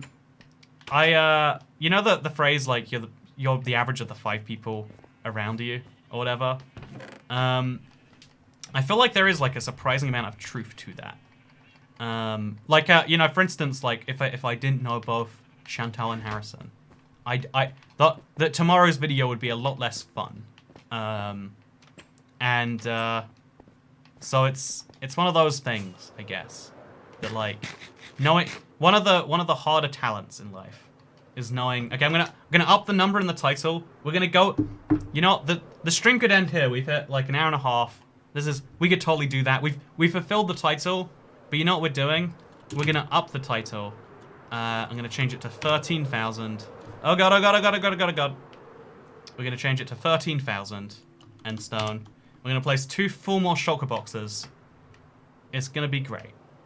Are you looking forward to it? I'm looking forward to it. So yeah, 2 shulker boxes seems like a surprisingly small amount, right? But whatever. Let's go. More stream. Oh, it's not quite 13,000. Although we probably have. We're gonna have to combine the end stone ones later, but that's fine. Let's do this. Thank you for the video tomorrow, Chantal. The stream quality is dying. Your face is but a mess of pixels. Oh, my stream quality was dipping a bit there. So I can't adding a 0 and going for a 900-minute stream. So I'm trying to work out what special thing I should do for episode 499. And my plan was genuinely to do a 499-minute Let's Play episode, which was going to be, what is that? 499 minutes. 8 hours and 19 minutes. Anyway, so I was going to do a 8-hour and 19-minute Let's Play episode, all one take. It was probably going to kill me. But I was going to do I was going to do that, and I was like, oh god. 8 hours and 19 minutes is very long. That's not easy. That's a surprising amount. Well, you have a 14-hour video, so... The 14-hour video is a combination of 5 live streams. And at least during the live streams, like, we have a chat to keep things going. There are the tips. I feel like I'm not... honestly, I maybe this is one of those ways which money has made me a worse human being. Or maybe it's good that I care about this, but like, if I spend 8 hours doing something that could have been done in like 40 minutes, a usual Let's Play episode, and I feel like each of those additional hours is adding nothing to the profitability. But again, that to me is like, ooh, that feels like a very bad life decision to make. And so one of the cool things about streams is people are like, hey, yeah, here's a tip. Your time isn't wasted, at very least, because, here's my $3.48. And it's like, yeah, actually, that's something, that goes into the big pool of money that makes me less terrified about buying a house. And then everything gets better. 499 desert wells. So, that would be 8 hours and 19 minutes. Yeah, 8 hours, 19 minutes. Or we could do 499 seconds. 8 minutes and 19 seconds. Also a very good idea. We could take 1 second from each of the previous 500. That's a terrible idea. I kind of want to do it, though. You know what, Harrison? Are you brave? We could take 1 second... For episode 501, we take 1 second from each of the 500 Let's Plays. I really want to see this now. You've got too many things to do. Don't worry. You're very busy. But that is one of those ideas for the back burner. It's such a genius one. But yeah, that was one of those things where I was like, okay, should I do it or maybe not? Sounds like a lot of work. I brought your world. It is epic, says Ireland Kid. Hey, thank you, Ireland Kid. Harrison is here. He's too busy working on his and I's video. I love how you've claimed half ownership on that one. You know what? I think you deserve it, but because now you think you deserve it, I don't think you deserve it. You know, I think you know, Chantal's out here in the chat enjoying the end stone placing as the sun sets. She's watching the sunset with all of you while Harrison's really doing the hard work to put that video together. Shame her for taking Harrison's credit. He's working in that hot room. It's been a heat wave in the UK. He's in that hot room, slaving away, making this beautiful video for your enjoyment. And Chantal's out here like, yep, watching the sunset really deserves about half credit. So, you know, I'm just saying. It is hot. Yeah, I actually didn't know it's hot because I've been inside the last 2 days, but apparently it's been the hottest days of the year in the UK. But, you know, okay, can someone explain this to me? I would love if anyone understands this. Why is it that 20 degrees outside is pretty mild by a lot of people's standards, but 20 degrees inside is as hot as anyone would ever want it? I'm only claiming half ownership because you tried to give Harrison a full ownership. Chantal deserves to watch the sunset. You know what? We should do a poll. This is the only way we can decide this sort of information. Find 499 desert wells, I dare you. I think 499 something is a great idea. Okay, we're gonna go to sleep. Pray there's no creeper. Ooh, there's a spider, but that's fine. But yeah, like, there's no breeze inside. I mean, there's not always a breeze when it's 40 degrees outside, you know? Or 30, or whatever temperature people want. Air circulation makes it feel cooler outdoors. Right, lol, says McBella. I think this is totally like a hot climate versus cold climate thing. Anyone who says I don't deserve a sunset gets banned. 499 end dragon fights. This is a great idea, Crack Magnet. This is a very good idea. IBX Toycat, I've been watching you since 2016. I love your content. Thank you, Odagro Mitraud. D. You know, that's a name and a half right there. So do you think goats will get an actual use? Their actual use will be the goat horn. And the being able to milk them, but without the beef drop. Yeah, like, they're cute, I guess. 499 gapples. 499 golden carrots might be a fun. See, that's not that exciting, though. Anyway, I'm in Florida, but here, heat with no wind is as bad as heat is inside. Yeah, to me, okay, this is, okay, I'm glad people agree with me on this. The wind makes heat so much more bearable. But the wind makes the cold so much less bearable. Can we all agree on that one, too, if we're here? Like, I can go outside in 0 degrees even, and it's fine. Maybe that's why, like, Canadians are so crazy about, like, hey, it's only -20 over here, and we speak like Indians because every accent gets to Indian eventually. Agreed. Humidity is the answer. I enjoy rantings a lot. Or is that ratings? Let's see what it is. I enjoy ratings a lot. Can you rate me too? I'm gonna rate your username here, Mother Russia. Unless you mean like, should I rate how many people you're worth? I feel like that can only go badly. But do you want me to rate how many people you're worth, or do you want me to rate your name? I'm sorry, I'm very lost. 0 in Celsius is 32F. Seems less extreme. I wonder if that too. It's called Wind Chill. Ooh, I love people who know things. I like people who know things. Yep, that's where I'm sticking on that one. People, please. You know, I'm gonna put you on the same level as I'm gonna put you on the same level as a David Solomano, right? You're in that I would rather see a Mother Russia in chat than a no offense. Wait, let me find a bad comment that I don't feel bad knocking down. You know, everyone's actually being fairly nice right here. Darn. See, this is the problem with being too far into a live stream. I need someone to criticize. Let me find you. You're not Savile and Grand. You're not Wookie Master. That's a reference. I can't hate you for that. You're not. I can't find anyone I hate. You're not. Sucks. You're not someone I don't like though. Sure. Criticize me, says this girl Jay. You're not this girl Jay. Doesn't even have a name. Has to be like, yeah, who are you? I'm this girl. You're not which girl. That's what I need to know. Which girl? There's lots of girls called Jay, I think. IBX Toycat, you should make a glass floor above your envoid so if you fall, you won't die and lose your stuff. Oh, that is a really cool idea, Cancerous Attitude. What color should we make the glass? I really do like that idea. It's gonna take way more than 499 buckets to drain the Nether. Says Christopher Rill. You know, one can only try, right? Black, purple. Yeah, black would be the best. It would look. That is a good idea. Yeah, you'd save yourself from the void. That is the best idea, I think. I could see purple being like a clever a theme, but like being very obvious that it's there. Yeah, I think placing at least around my end island, that's a really good idea. Yeah, honestly, yeah, I think I'm gonna do that. I don't know how much I'm gonna do. I think that's a great idea. Maybe that's what I should do my my 499 minutes as. I'm not gonna do 499 minutes. It's a terrible idea. I can't do that to myself.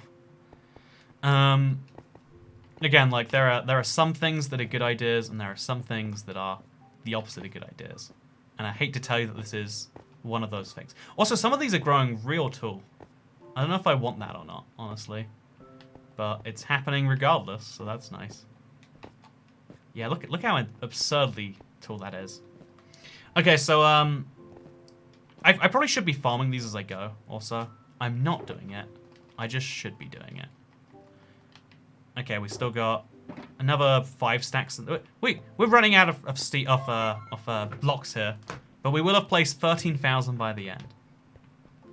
IL Mango made a flying machine that creates water sources over the void. That is pretty cool. Can you stop them with string like sugarcane? Oh, are we... Okay, no, we're good. I want to... Wait, stop. Do you mean like... Nope, I have no idea what you mean by stop them with string. Unless you mean like... Nope, don't get it. Finally, you sang my little tune. I needed this in my life today.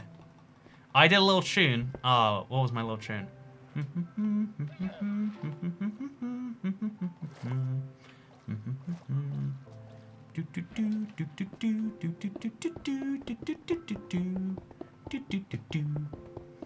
Yeah, it is kind of weird to me, like, I was thinking about that introvert question someone asked in the last stream. The chorus plants that are too tall. Oh, yeah, I bet you could stop them with string. I think, honestly, yeah, that might be a good idea to have, like, a big string wall above it. I'm gonna need to get a lot of string for that.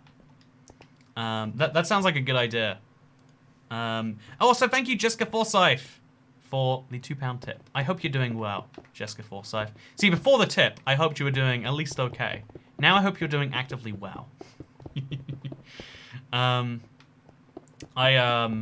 doing well personally. I had a McDonald's burger. Wow, it comes full circle, doesn't it?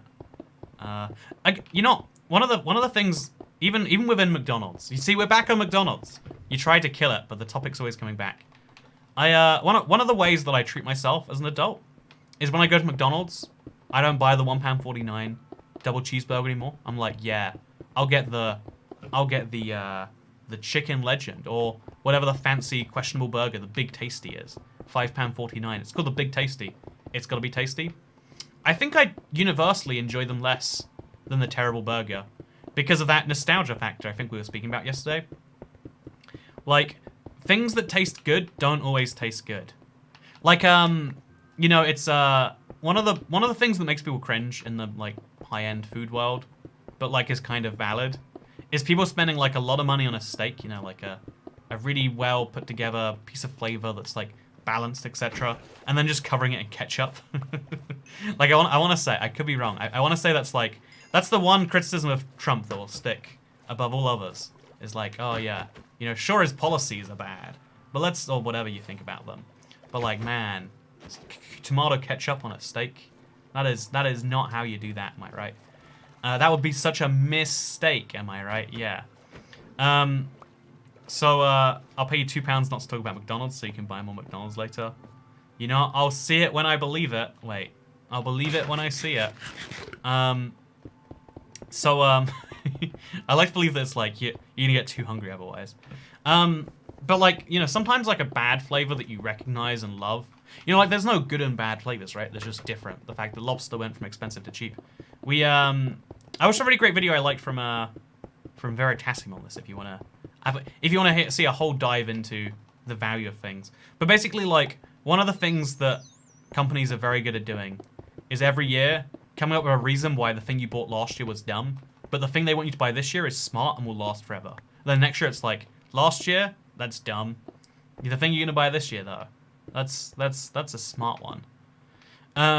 Why do you do these weird projects? Says AI Andre Illigan. It's a good question you're asking, isn't it? It's a very good question you're asking. Also, Burger Money. I will no longer talk about McDonald's for the rest of this stream. It is gone now. It is over. The McDonald's talk is finished. So I think that that end path is like the best idea I've heard today. I enjoyed that a lot. I think that like the thing about like planned obsolescence, whatever we want to call it, is it's like a really smart business model, and like everyone wants to be the smart person who like sees through everything like this. Sometimes it means you get to enjoy, like sometimes people spending more money is good for themselves as well as the big company. Like this is one of the big struggles of like pretty much any business, is working out how to get people who have a lot of money to spend more. So like, you know, like when you're the government, you just say you have more money, we take a percentage of money. See, we're bringing that back. See, it's all coming full circle. Why do we take a percentage of money? You might say it doesn't cost a different amount to provide services to you just because you're wealthy. But that's one framing of the argument. I mean, if we're not thinking about like, you know, if you think about, you know, like government as being a thing for everyone, then like we all pay for our share of that thing we all put in, then it's absurd it's a percent. But then when you think about it, it's like, well, actually, it's mostly there for those who need it most, you know, and it's paid for most by people who need it least. And that's a system we're trying to design. We're trying to move money from one thing. You know, like, we're trying to make sure that people who can best pay for it. And so it's like, yeah, we take a percentage then, right? And then if you're trying to make an argument that, like, no, it should be distinctly a system of moving money from the people with too much to the people with too little, then you just change the percentages based on how much money you have. And that's the systems we have, by and large. Depending on how you frame those arguments, you can make any of those systems seem as just as you really want to. But the thing I find much more compelling than any of that is the very idea that, like, you can, you know, like, if you want a lot of money and you're a government, you just ask for it. And by ask, I mean maybe politely request using mild threats. So whereas if you're a company, you can't just be like, can I see how much you make before I tell you how much this is going to cost? That actually does come up a lot. Whenever I see something that says, please call us for a price, that means to me, they're going to try and work out how much I can afford to pay, and they're going to charge me whatever that is, you know? You know, they don't want to tell someone the price. You know that famous thing? If you have to ask how much something costs, then you can't afford it. That's like propaganda to make rich people feel bad for, like, wanting to know how much something costs. Not that I know. I mean, obviously, maybe rich people love the rule too. But to me, that sounds absurd. Like, no, if you want to know, if you have to ask how much something costs, that means that you feel like money is a finite resource, which should be the situation for 99.99999% of people. Airlines are decent at price discrimination, but US colleges are better. Yeah, right. Like, colleges, like school and institutions like that, can let you go in there for free if you're a good enough student that you bring up their averages, and so can allow them to charge other people. They'll make their money from you that way.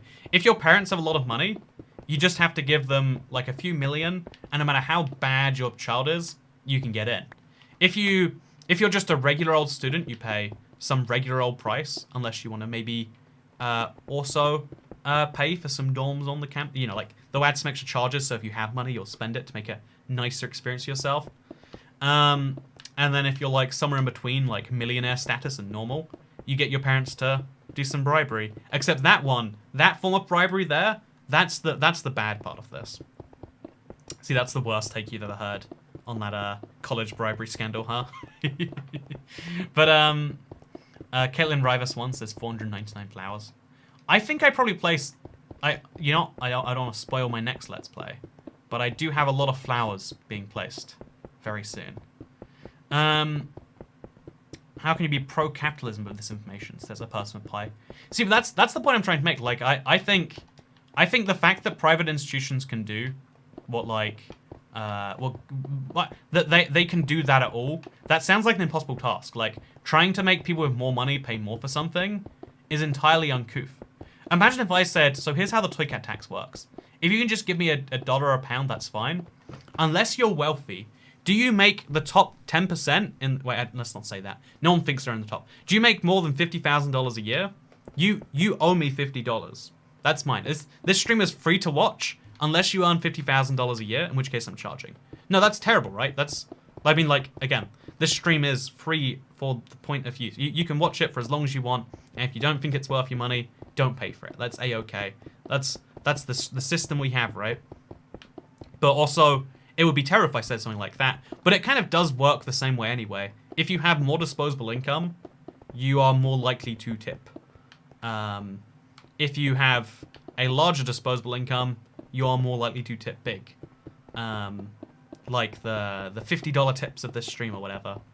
And as a result, you get what is effectively the same product, but slightly different too, right? Like I recognize that is you get what I'm saying here. I'm deconstructing my own thing, and it's gonna probably confuse people or make them feel like I don't value it enough. But like, let's take a different example. Think about train tickets. It's the same service. You're going from one point in the country to another point in the country. But if you're if you're someone who's very price sensitive, you have very little money. If you have very little money, you pay more for the train ticket. You pay way less for the train ticket, but you have to buy in advance. You have to travel on a particular train, off-peak usually, etc. If you have more money and like working that out is complex for you, you just go there on the day, and it's like, instead of spending £10 to go from London to Edinburgh, you spend £67. If you have a lot of money and you don't want to wait until later in the day to travel, you want to travel peak time, and you don't want to book in advance, you'll spend £120, £220 from London to Edinburgh. And if you really just want the nicest experience possible, you buy a first class ticket, and it costs you £300 instead, or something like that. And then they give you free sandwiches and free drinks, and you get a nicer seat, a nicer table, the front of the train or the back of the train. I think it's the front of the train. I think it's the front and the back, actually. Anyway, at least in the one I was saying. But the point I'm trying to say of that is you always end up talking about tipping. It's the tip. You know what? This is Toy Cat's selfish interest trying to... No, I do like to talk about the financials behind the stream rather than hide them. I think I probably overcorrect in doing it too often as opposed to not often enough, though. But I think that's like a good thing, personally. I think the fact that what every other system has failed to achieve, what all these government rules have failed to achieve over their 100 years of existence or so,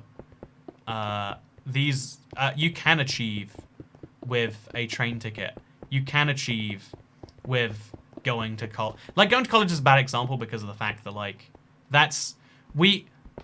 college should just be education, but we instead use it as a way to define who gets the more valuable jobs.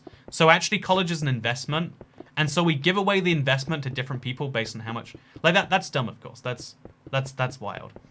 But yeah, I think people much prefer paying for things because they feel like they're choosing to than because they have to.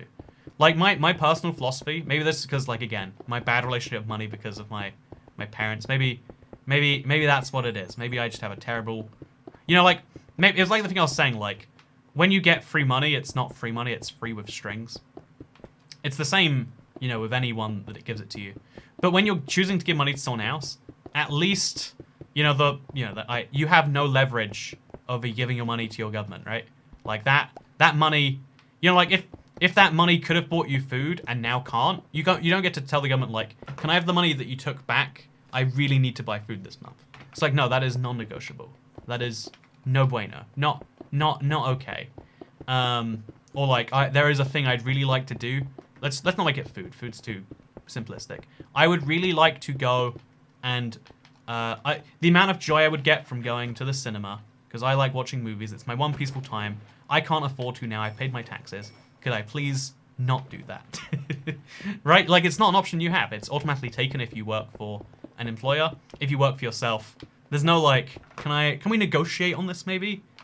Whereas when I spend money on an expensive train ticket, not that I do, I've never spent those amounts I'm talking about. This is so weird, by the way. Like, when you spend money on something, most of the time you feel like you have chosen to do so.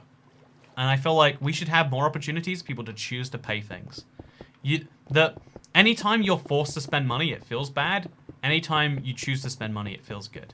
And so my hot take, my bad take, according to most of chat, but the take I believe in spite of its popularity, is we should have more ways to have people want to spend money, not to have to.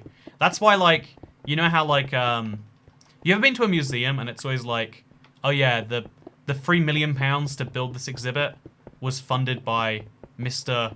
Rockefeller or whoever from the 1980s or whatever. And it's like, yeah, you could take the money forcefully via the, you know, like this system and then give it to the museum because the museum needs the money. Sure, you could forcibly get involved in that, or you could just be like, oh yeah, people with a lot of money have a deep desire to be recognized still. We can sell them that desire. You could even do it as the government. Be like, hey, so your tax rate is this, but have we spoken about the premium package, where, you know, like, we could get your name on a nice government building or something? I think people hate that idea. Again, I know it's not popular. I'm not saying this because it's popular. I'm just saying the less we force people to do things, in my opinion, the better. But that is Crazy Toy Cat being Crazy Toy Cat. So yeah, I hope you all enjoyed today's live stream. Did you know we placed 13,000 blocks and only got mildly political because of one comment? And again, my political beliefs suck. I hope yours don't. If you disagree with mine, don't worry. I hate mine too. We should all hate them together. And if you do not hate it, then good on you as well. But yeah, for now, I hope you all enjoyed the video, live stream, whatever this was. Have a good rest of your day. Make sure to hydrate. I'm drinking a lot of water. And I might be doing an ocean draining stream soon. No, wait, tomorrow I'm doing a stream with Olraf, a Minecraft developer. We're doing Chat Decides again. I'm really excited. I'm incredibly excited. So please check it out. Thanks for the stream, Toy Cat. Thanks for the party chat. See ya, says Jacqueline Smith. Bye, this was fun, says Jessica Forsyth. Chandri Reddy says, oh, you leaving? Bye. Lucas Draper says, I just joined. And A Person with Pie says, the outro is the worst. Thank you for watching all, including Tiffany, Alia Shea, Ice Maiden, Mother Russia, Amanda Ree, and everyone else, because I'll see you all in the next one. Goodbye.